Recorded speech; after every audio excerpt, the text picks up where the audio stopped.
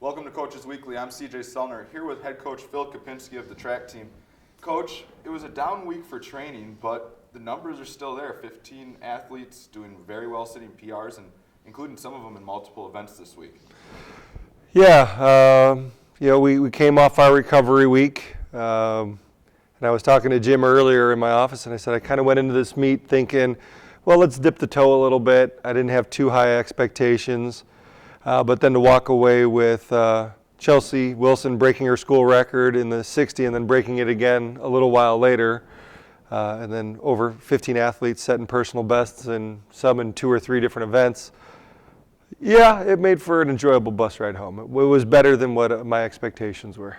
Now you talk about Chelsea Wilson. Obviously, she's the one she set school records twice, as you just said. You got to talk about Abby Pierce, Andrew Dargy, Josh Warren. They all really kind of came in, and we're starting to see this whole team start to come together. Well, yeah, it was really nice. We'll talk about Abby as a senior. I think probably most challenging for her because her position coach left. Was our old GA Corey Volkman, who under his tutelage, she threw very, very well and had really high hopes coming in as a senior. And then this year he moved on, and we brought in Lena Baker, who's done a great job. And even Lena last week was starting to question, like, why aren't my methods working? What's going on? And as coaches, we all go through that. We want to see our athletes perform well, and we're doing what we think they need to do, but we don't see the results. And then thankfully this week, Abby throws 2 lifetime bests, throws shot further than she's ever thrown, and throws the hammer further than she ever had thrown. So takes a little stress off of Coach Baker, and for all of us, Coach Mack, myself, when you put them in a position to do well and they actually perform, you get pretty excited. Now with the continuing emergence, now coming off of a down week, what kind of things can we expect come into this week?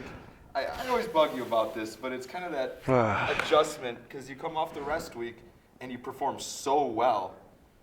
What do you do to kind of back that up as an encore this week?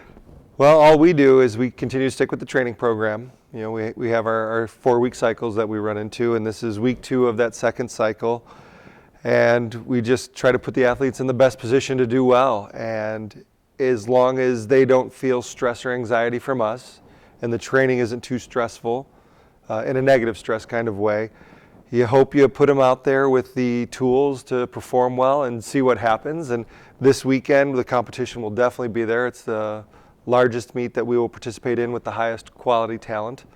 And we'll see. And some athletes will get excited and rise to the challenge. Some may get excited and get out a little bit faster than they need to, and it may not work out well. And others might just be so in awe of it, they just get swept up and do great. So it's hard to predict. I know you're in the business of predicting, but I feel we have a shot at least one. I don't want to say a school record, but we should have at least a half a dozen personal bests this weekend.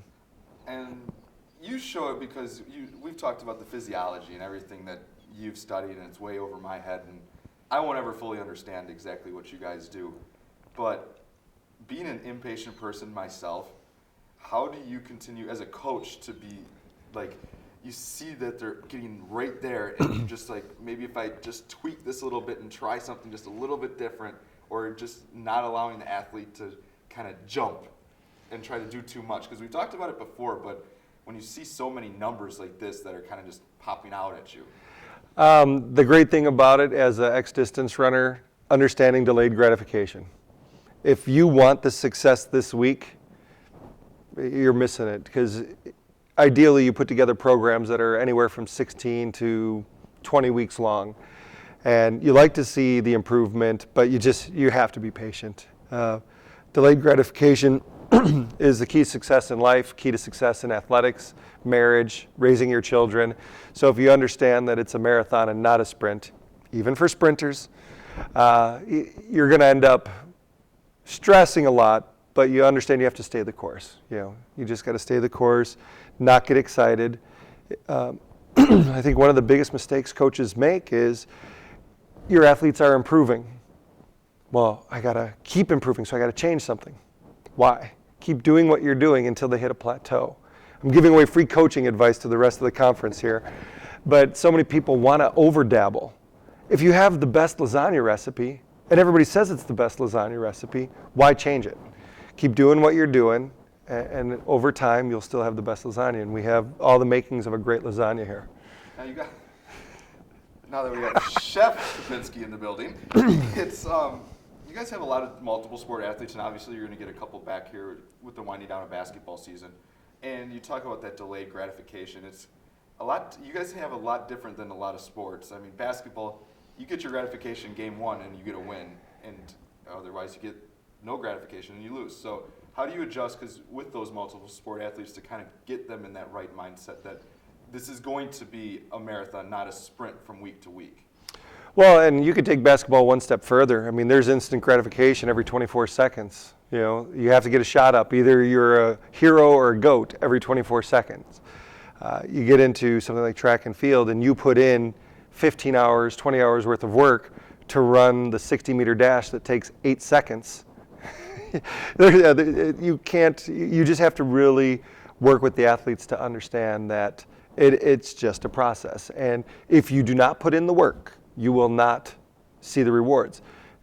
Maybe more so in our sport than any other sport. In basketball or in baseball, and I love baseball, it's one of my favorite sports growing up. I wanted to play baseball, but in baseball, if you're successful 3 times out of 10, you're in the Hall of Fame. You know, so we don't have that room for failure, because if you start to fail in track and field and you're putting in all this effort, then your athletes get discouraged, and then your athletes don't want to put in 20 hours a week for 8 seconds.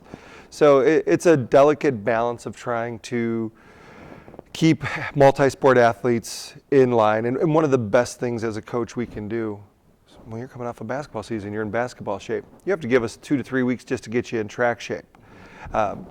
I love that they're doing multiple sports. I think it's great for overall physical development.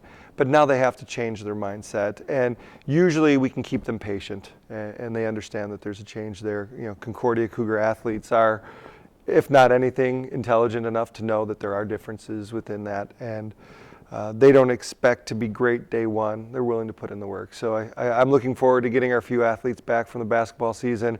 I wish I could say it was later in the year for their sake, but we'll be glad to open the doors for them whenever they're ready. Now you get to that. You say you're going to expect some really good things this week in a big meet. How do you keep everybody? There's high expectations coming out of you. They came out of your mouth, not mine. They're in here. I haven't verbalized them to anybody. In a bigger meet like this, the biggest one you said that you guys are going to be in an indoor, is there a different approach as a group, as a whole team, kind of getting everybody mentally ready, or not too mentally hyped up for a bigger type event? No, because the overall philosophy of the program and how I express it to our athletes, we had a young girl participating this weekend for her first college meet because she'd come off of injury and she was getting excited. She was happy. And she said, so many people. And I'm like, relax. It's a glorified practice in which everybody's wearing the same clothes. Everybody from our school is wearing the same clothes, everybody at the other school. It's really just a practice. So yeah, this weekend there'll be the most Division I competition we've seen this year, and this is the best D3 competition in the area. I mean, it'll be a pure championship meet, but we'll still temper it by telling all of our athletes it's glorified practice. You don't become an All-American this weekend. You don't get all conference for this. Just go out there, run with good competition, race the clock. You're not racing the person next to you. Who cares what they're doing? You hope they do well. You hope they beat the clock too. You want everybody around you to beat the watch. And if you take that overall approach to it, that you're really just trying to beat the watch, it keeps them in a little bit more grounded situation and not worrying about what's going on around them. We'll look forward to seeing some hopefully good results this week. Cougars this week, we got a lot of expectations coming from Coach Kopinski. A couple. We look forward to talking to him next Monday. Thank you for watching Coaches Weekly. For Coach Phil Kopinski, I'm CJ Sellner.